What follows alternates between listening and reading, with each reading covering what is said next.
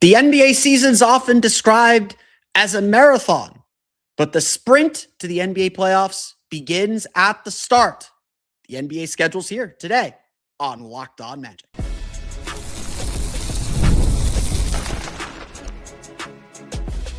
You are Locked On Magic, your daily Orlando Magic podcast, part of the Locked On Podcast Network, your team every day.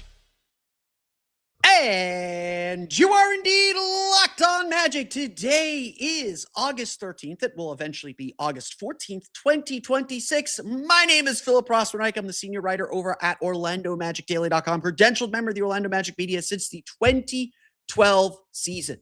And it is here. Today's episode of Locked On Magic, we are breaking down the Orlando Magic schedule. Our first look through the schedule. We'll get some more details and some more things added on because I am recording this before it's public.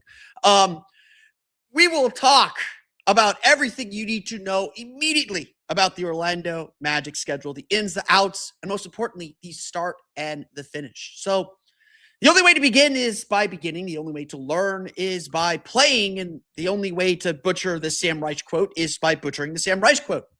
The Orlando Magic will open their 2026-2027 season on October 21st, a Wednesday, against the Atlanta Hawks. Now, of course, they had to start against somebody, and I don't think the Magic have opened against the Hawks since, I want to say, Halloween 1997 or 1998. I do remember that game. It was very, very rainy. Dikembe Mutombo was very, very good, and the Magic lost in those beautiful 90s Hawks jerseys. But they have to start against somebody. I kind of surmise it would be against somebody from the Southeast Division. They started at home last year. They've started the majority of their games over the course of their franchise history at home. But the Magic start with a very, very big opponent. And you might be saying to yourself, the Hawks, like, that's a team not many people are talking about. That's not the sexiest of opponents. It's not the biggest opponent out there. But I think this opening, it's very symbolic of the challenge that is ahead for the Orlando Magic. It is very symbolic of the kind of team the Magic have to beat and the kind of measuring stick the Magic are going to need over the course of the first quarter of the season. I talked about this a little bit earlier in the week, but I want to stress this. It is important that the Magic get off to a good start. It is important that the Magic get off on the right foot. It is not just about positioning yourself in the standings, although that's important. You don't want to be playing catch up like the Magic did last year. The Magic were 1-4 to start last season.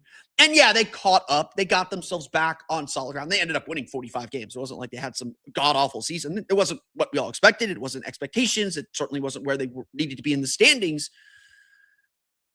But they were always seemingly playing catch-up. You could see the trouble early in the season. It is important Orlando puts themselves in the best position from the beginning, from the start of the season, and find a way to not race ahead, but stay in the pack or stay in the race for when the schedule lightens up. Now, the schedule is not going to lighten up. That's the real truth of it, is that the Eastern Conference is so good that every game is going to be difficult. Every game is going to be a challenge. And it starts game one against Atlanta. Atlanta is being under-talked about, and we're going to have Brad Rowland on very, very soon. Not today. We're going to have Brad Rowland on very, very soon to talk about the Hawks offseason, and the Magic of the Hawks are kind of built in opposite ways. The Hawks right now are kind of in position to make a star trade. I've heard some people pitch some star trades for them. But they're a team that is a team where everyone is a weapon. CJ McCollum, Nickeil Alexander-Walker, Dyson Daniels, one of the best defenders in the league. Onyeka Okongwu, one of the most under-talked centers and big men in the league. They add Lou Dort. They add Aaron Wiggins. They have Jalen Johnson, who is a very, very good player and a player that a lot of people think is of the same ilk as the Magic's best two players. And frankly, a little bit more consistent across the board on a lot of things. It is easy to forget that the Hawks won the Southeast Division last year. They finished a game ahead of Orlando. They swept Orlando. And so from game one, the Magic have to be on their toes. A win sets you up for tiebreakers. It sets you up to just be in the front of the standings because the Orlando Magic over their first 8 games, let me make sure I have my math right. First 7 games, will play 5 Eastern Conference teams. 6 of those teams went to the playoffs last year. They start against Atlanta. They play Minnesota Friday, October 23rd in Kia Center. Then they take a 3-game road trip, a very difficult 3-game road trip, at New York Sunday, October 25th, at Toronto, October 28th, and then the NBA Cup opening game, October 30th in Toronto.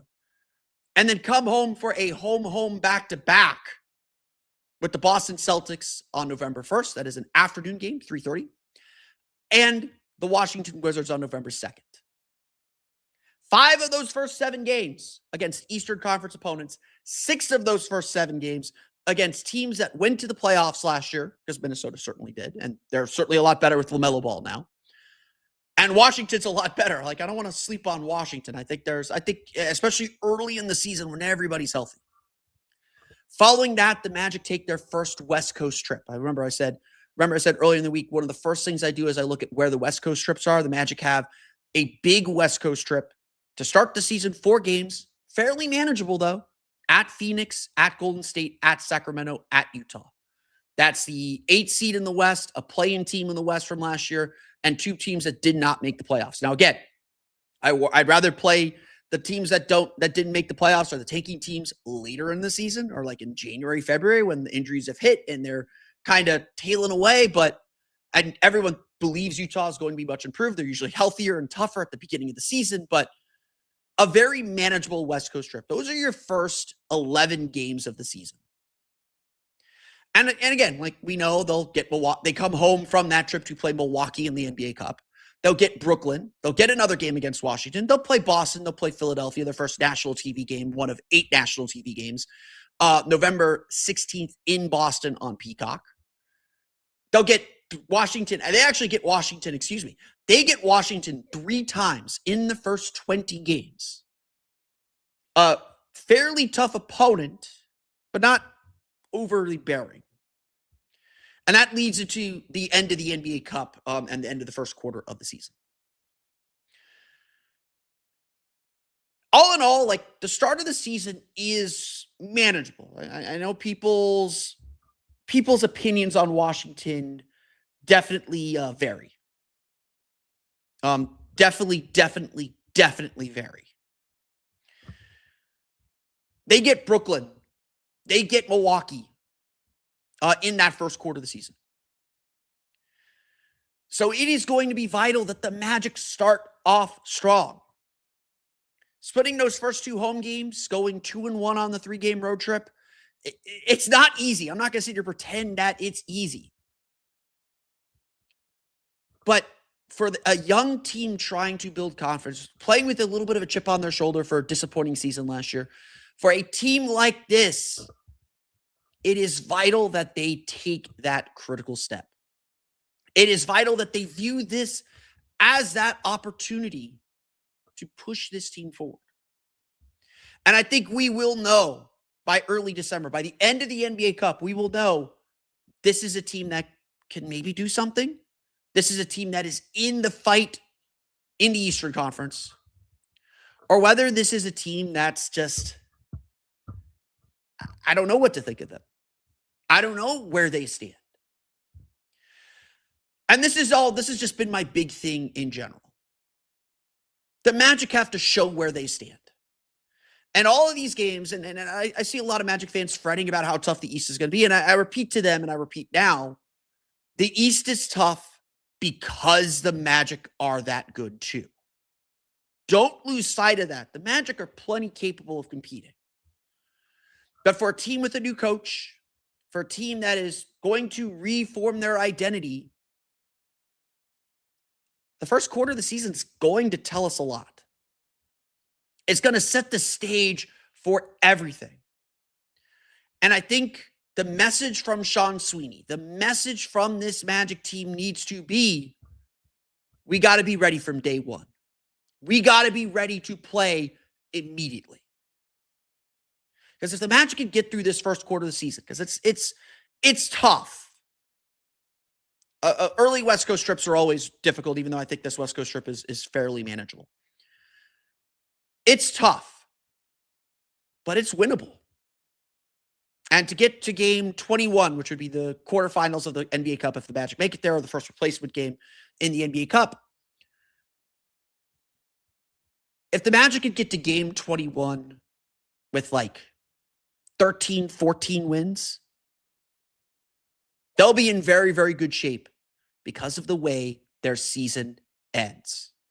We're going to talk about that, but first I want to get through some odds and ends of the Magic schedule, some quirks that I noticed that are going to be interesting to see how they play out. We'll get to that coming up here in just a moment.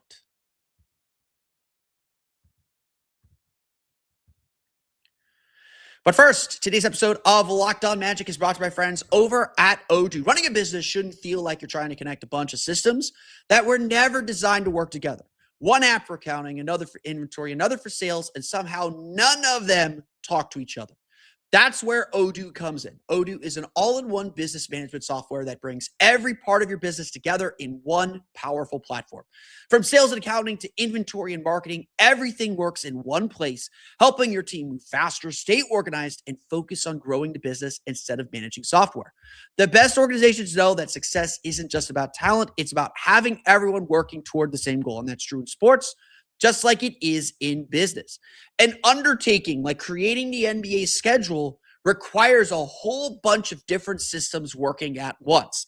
You got to worry about what a team's preference might be. It's like, oh, we've been on the road for Christmas the last 3 years. Can we please be home for Christmas this season? The national TV broadcast, we want this game on Martin Luther King Day or this game on President's Day. We want these certain things for the national TV broadcast. You've got the arenas and their availability. The Sixers have to worry about the Flyers playing. You have this NBA's rules. We don't want 4 games in 5 nights, or we don't want this many back-to-backs. We want to limit travel as much as we can. All of these things are operating at the same time. And so getting them all to work together, talk to each other, and find a solution to fill this puzzle out, that's what operations are all about. So credit to the schedule makers for figuring all this out. Great organizations win because operations matter. And that's why you should get Odoo. Try for free today at odoo.com/lockedon. That's odoo.com/lockedon.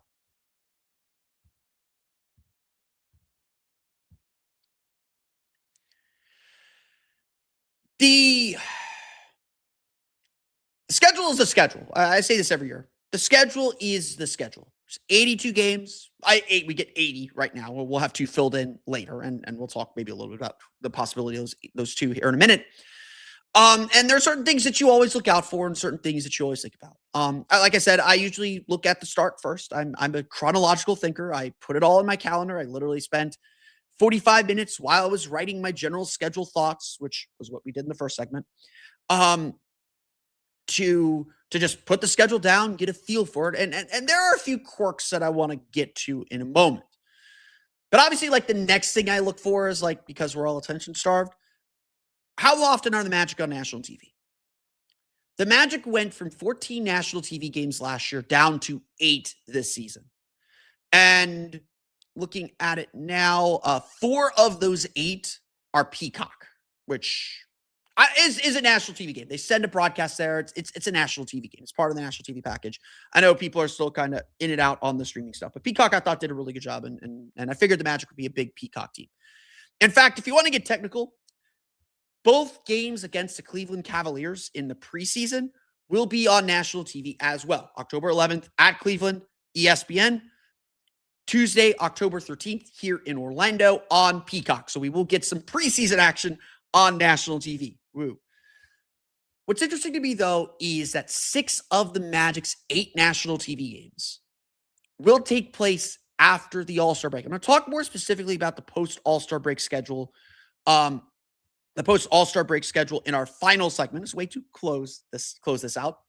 But Orlando's national TV schedule is this. November 16th at Boston on Peacock. December 14th, home versus Philadelphia on Peacock. So obviously marquee franchises there. They're not on national TV again until March 10th when they play at Miami. Where last year, all their games against Miami were front-loaded. This year, all their games against Miami are backloaded. They will play Miami 3 times in the final 6 weeks of the season, final 5 weeks of the season. March 10th at Miami. They'll play April 5th, home versus Miami. That is a Peacock game, actually, at 7 p.m. And then they close the season, actually, April 11th at Miami. The other Miami game, the other home Miami game is February 12th, so right before the All-Star break. So all the games, we got tired of seeing all the Miami writers like Ira Winderman, like all those guys from Miami. Love those guys. They're great. They're great dudes. We got tired of seeing all of them at the beginning of the season. We don't see them until February this year. The Magic will then play March 13th at Atlanta, 3 p.m. prime game. So another one of those afternoon prime games. They will play March 22nd at home against Indiana on Peacock. And then the final two national TV games is an Easter Sunday, March 28th game against the New York Knicks at 12:30 p.m. Nice little Easter afternoon there. I believe that's Easter. That's what my calendar says is Easter. Maybe it's not. I'm Jewish. I don't know any of these things. And then March 30th, NBC Coast to Coast, 8 p.m. against the Knicks. Again, the majority of the Magic's national TV games are on Peacock. That's 4 of the 8, and then 6 of the 8 coming after the All-Star break. I will note, though, one of the great things about the NBA's new television schedule is because there's so many games on TV now, it is so much more flexible. If the Magic race out and get to the 1 or the 2 seed and they're a real factor and they have a couple All-Stars, the NBA will move them onto national TV a little bit more. Now, they're not going to get an ABC Saturday night game. Figured they wouldn't. They're not going to get an NBC Basketball Night in America Sunday night game. Figured they wouldn't. But there's definitely more opportunity for them to get games on ESPN, to get games on Prime. They will be in the mix. Remember, as an aside, all games are airing for free on WRDQ channel TV 27 here in Orlando. TV stations and TV affiliates throughout the state, throughout North and Central Florida will be announced later. I know Jacksonville already has theirs announced. But all these non-national television games for free over the air on TV. The other thing you look for when the schedule comes out, like I said, West Coast road trips. The big road trip is January 12th through 17th. That's out west at Portland, at Lakers, at Clippers, at Nuggets. Again, fairly manageable. I don't think the Lakers and Clippers are scaring anybody. Like the fairly manageable road trips. They have another 4-game road trip in February at San Antonio, at Cleveland, at Milwaukee, at Memphis. A little bit of a zigzagging there, but overall not too terrible. And that Memphis game, February 10th, will be Desmond Bane's first game back in Memphis. Nice to get that one. Then the Magic come back home for a back-to-back with Miami and San Antonio. And then they go out to Oklahoma City, which again, very, very weird. Very, very weird. As I was writing the schedule down, I did notice the amount of these sort of longer road trips. A lot fewer, because I typically target when I'm picking which road trips to travel for, I typically do target 2-game road trips. I don't like doing just one-offs because then it's just like, well, I'm going in and out. It's a lot of money. There's a lot more 3 and 4-game road trips than normal, but there's also a lot more 2 or 3 days off between games. Even early in the season, there's a October 25th in New York to October 28th in Toronto, and the Magic knock out both of their Raptors games in one go. There's a lot of that stuff where there's oddly 2 days between games. Even one of the Magic's homestands, we're going to talk about this homestand here in a minute. March 5th, home versus Utah. They don't play again until March 9th against the Phoenix Suns. It's a nice little break there between games. So that is also something to think about. So there's a little bit of a trade-off here where the Magic have these longer road trips, but they also get a little bit more time between some of these games. And there's a little bit more of a break. Even here, Saturday, November 7th, I'm just scanning the schedule looking for examples of this because there's a few of them. Saturday, November 7th at Golden State, Then a November 10th, 11th back-to-back at Sacramento, at Utah. Now, that's a tough back-to-back going to elevation, but nothing, and coming back east across the time zone, but nothing crazy there. That gets me to the back-to-backs. The Magic have 14 back-to-backs this year. It is the same number that they had last year. Remember, last year's schedule was a little bit compressed because they did the Europe trip. No Europe trip this year, so they're playing games pretty regularly. There are, according to the Magic, there are 6 away-to-away back-to-backs, which I'm fine with. There are 4 home-to-away back-to-backs, which I think the league should endeavor to get rid of completely. And there's a few that I don't like. And there's 4 home back-to-backs. And I'm a big believer if you're going to have back-to-backs, let's do more home back-to-backs. Like, I'm good with home back-to-backs. Those home-to-away back-to-backs are usually ones that I target as quote-unquote schedule losses. So I'm going to scan the schedule. That Sacramento to Utah back-to-back is tough because you're going from West Coast, you're going from Pacific time zone to Mountain time zone. So you're losing an hour, and the game starts an hour earlier. So 10 p.m. Eastern time start in Sacramento on November 10th, 9 p.m. Eastern time start in Utah on November 11th. At elevation. That Utah game to close that road trip is going to be very, very tough. And it's not just that Utah's a better team, it's just the conditions of everything else. Let me just scan. There's a Washington-Detroit back-to-back on Saturday, November 28th and 29th, Thanksgiving weekend. 5 p.m. start in Washington, 6 p.m. start in Detroit. Don't love that, but they're both Eastern time zone, so that's not a huge deal. Let's see. There's a December 18th and 19th, and this is why I think opening night against Atlanta is huge. At Brooklyn, December 18th. At Atlanta, December 19th. That is a long trip. Not impossible, but that is a long trip, and it's always a bit of a hassle getting out of New York. Starting a back-to-back in New York is never fun because it's just a hassle to get out of New York. One of the home road back-to-backs, I'm just scanning. One of the home road back-to-backs is January 7th against Cleveland, followed by January 8th at New Orleans. That's Magic are stuck geographically. There's just not a lot of places. They usually do like a random at Brooklyn second night of a home road back-to-back, and I hate those. Cleveland, Orlando to New Orleans, not crazy. I'm not going to lose sleep over that. They have an LA back-to-back, January 14th and 15th against the Lakers and Clippers. The league should do more of those. They have a January 24th Houston to Orlando to Charlotte back-to-back versus Houston on January 24th at Charlotte, January 25th. Can live with that one. The one I don't like, although you are traveling west across the time zone, January 28th against Chicago, January 29th at Houston. So that's a home road back-to-back. Don't love that back-to-back, but it's fairly manageable. That's, again, 2 straight home road back-to-backs. Now, having said that, remember I said there's these weird distances between games. January 24th, home versus Houston. January 25th at Charlotte. Then you don't play again until January 28th. You get 3 full days. You get 2 full days off before your next game. Home versus Chicago, and then at Houston on the 29th. So little things that you'd like to see get cleaned up in the schedule to prevent that. I'd rather do like a New Orleans-Houston trip and then play 2 straight games at home, but that's me. Again, but I'm not going crazy over that. There was one more.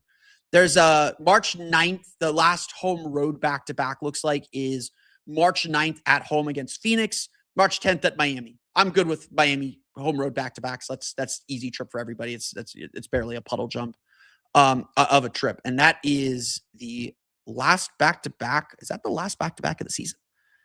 That looks like it is the last back-to-back of the season and the last home road back-to-back. So typically I do point out and say like, oh, that's a schedule loss. That's a schedule loss. That's a schedule loss. I don't see a lot of schedule losses on this schedule. I really don't. I don't see a lot of, I don't like the way this, like, I don't like how that February trip is arranged at San Antonio, at Cleveland, at Milwaukee, at Memphis, but you got a day between games. Nothing super crazy. It's tough. Road trips are tough, but I don't see a lot of problems, like just geographic and schedule wise here. I think the Magic schedule's pretty fair. And I don't have the data because I only have the Magic schedule. I don't have everyone else's schedule. I don't have the data on rest advantage or disadvantage games, but like I said, there's these weird gaps in the schedule where I think the Magic will have their fair share of rest advantage games. Would not shock me, though, if there's a lot of rest disadvantage games, too. So we'll get that data next week and break that down and talk a little bit more about the finish. Because, like I said, if the Magic's last back-to-back is like in early March, the end of the schedule's actually pretty advantageous. I'm going to explain how the Magic close their season and why they're set to make a late push. We'll get to that coming up here in just a moment.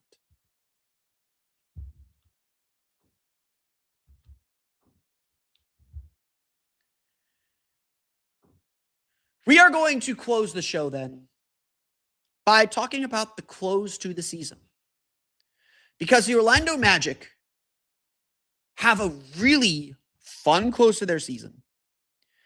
And I think, honestly, a really advantageous close to their season. If Orlando's sitting in 5th or 6th, 2 games back of 4th or 3rd, their schedule is set up for them to make a push. And if you think back to like the big pushes in Magic history to close seasons, the 2019 season, the 2024 season, honestly, the Magic took advantage of home games and a very home-heavy end to the schedule to push them and propel them into the playoffs. Magic took advantage of that even last year when they went on that 5-game win streak to close the season before the Boston debacle and get themselves out of the 9-10 game. Being able to close the season well is really, really important. And it's not to say that there aren't difficult opponents in here. They will play Toronto. They will play Boston. They'll play Miami twice. They'll play New York twice at home. They got Denver. But they're done with Oklahoma City before the All-Star break. They're done with San Antonio before the All-Star break. Yeah, they got the Knicks twice. That's a tough team, but they get them back-to-back at home. It's not like they go on the road. Their road games are fairly manageable, I want to say. And there's not a lot of them. In the 23 games the Magic will play after the All-Star break, 14. I'm going to count them up here real fast. 1, 2, 3, 4, 5, 6, 7, 8, 9, 10, 11, 12, 13, 14. 14 of the Magic's 23 games after the All-Star break are at the Kia Center.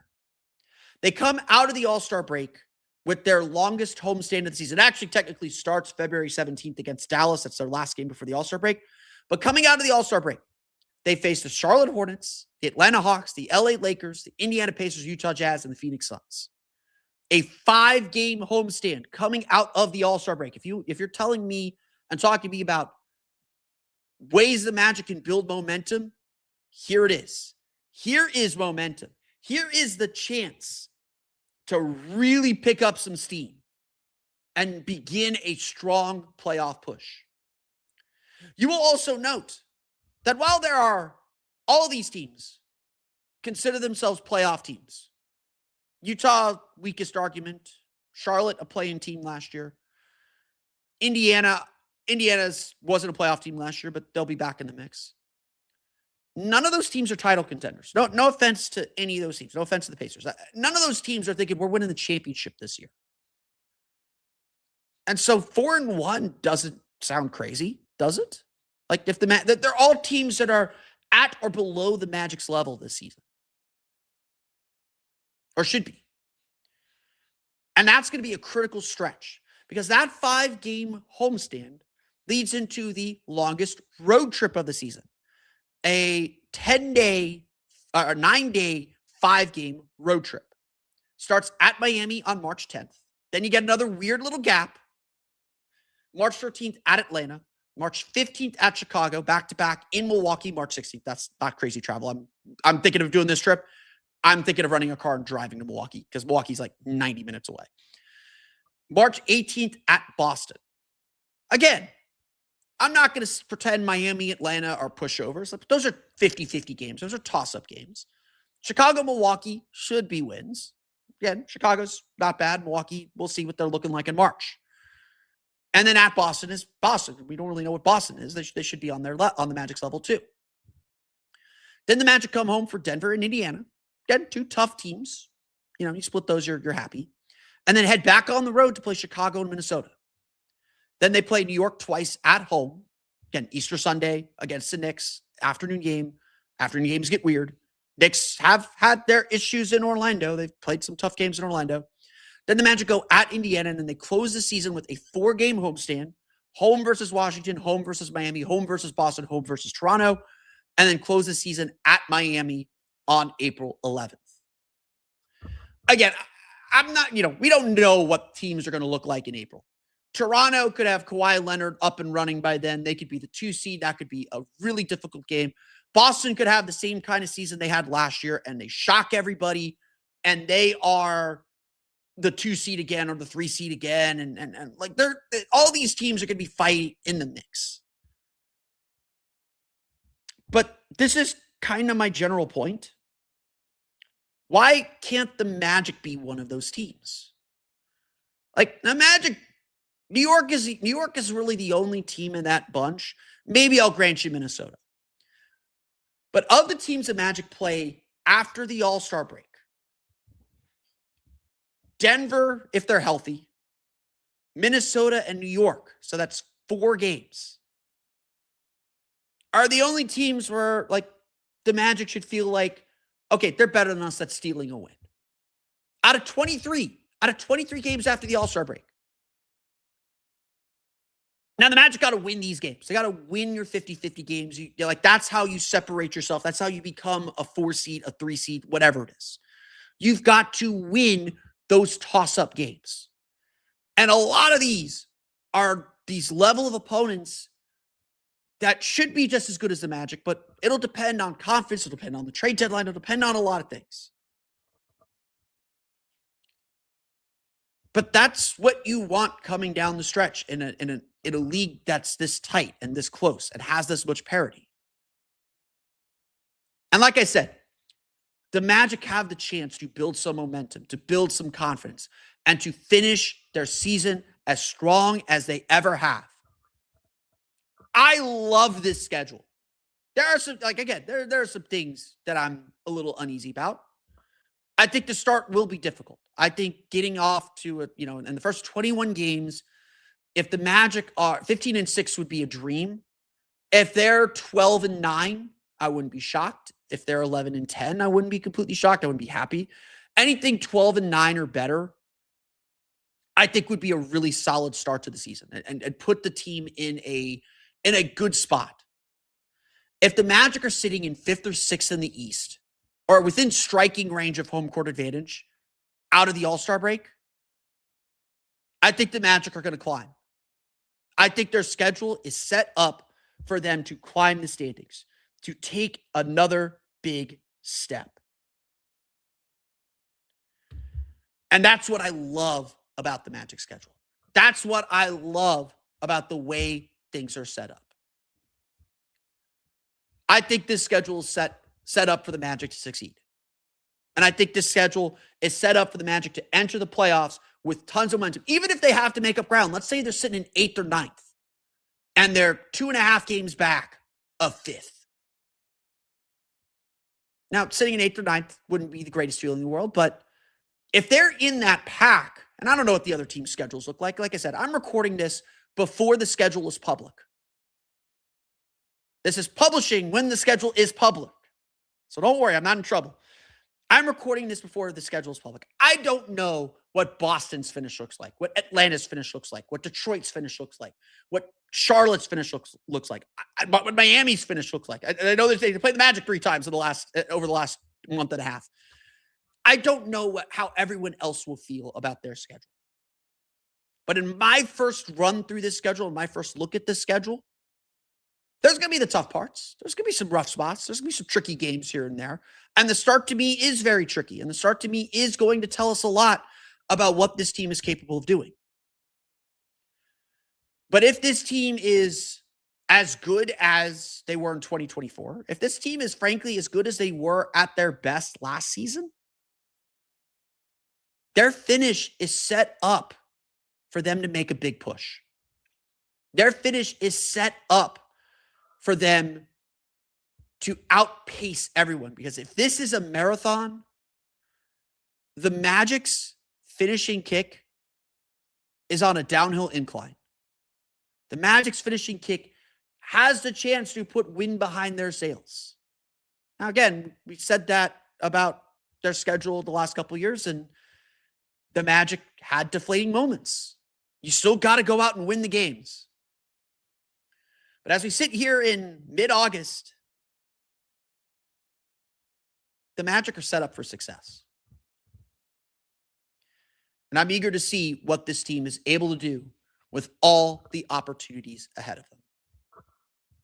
We will have plenty more on the schedule once we get a weekend to digest it. Please go check out OrlandoMagic.com for the full schedule. We'll try and put out some notes about the schedule. I'm still kind of diving through it. We'll get some more advanced analytical data on that.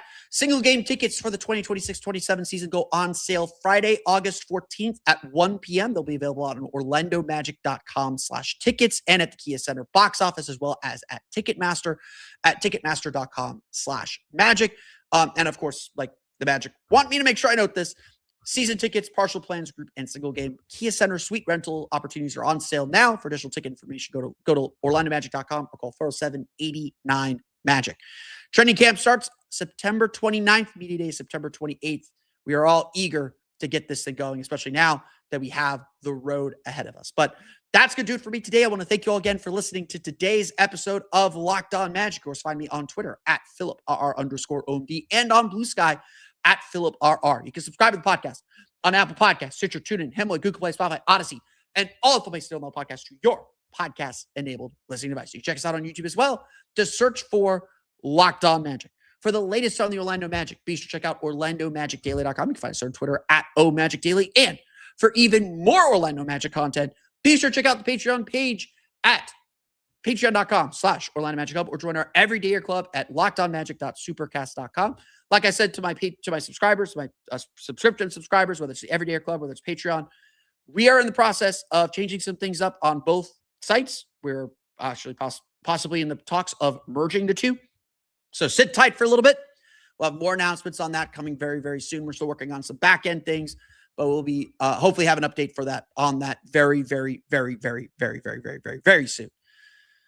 Thank you all again for your support. Truly appreciate it. We're going to get through this summer together. Just six more weeks of off season left, and then we'll be back up and running. I want to thank you for making Locked On Magic your first listen every day. For your next listen, go check out Locked On NBA because there is no offseason. Wes, Matt, and Hayes keep you up to date on everything happening in the summer, including the national perspective on the NBA schedule. That'll be out either later today or on Friday. I'm recording this Thursday afternoon, again, before everything's public. So find Locked On NBA on YouTube or wherever you listen to podcasts. All part of Locked On Podcast Network. It's your team every day. But that's going to do it for me on this Thursday afternoon. Happy schedule day, everybody. Give me your notes on the schedule. What do you notice about the schedule? We're going to do another dive into the schedule on Monday. We'll have plenty more talk. We'll probably be talking to Locked On Cavs. I'm going to hit up Locked On Hawks here in a minute as well. We'll get you all ready for the NBA season over these next 6 weeks. They're going to be long, but we're going to get through this together and get us started for the NBA season. But that's going to do it for me today. I want to thank you all again for listening to today's episode of Locked On Magic for Orlando Magic Daily and Locked On Magic. This has been Philip Rossman-Reich. We'll see you all again next time for another episode of Locked On Magic.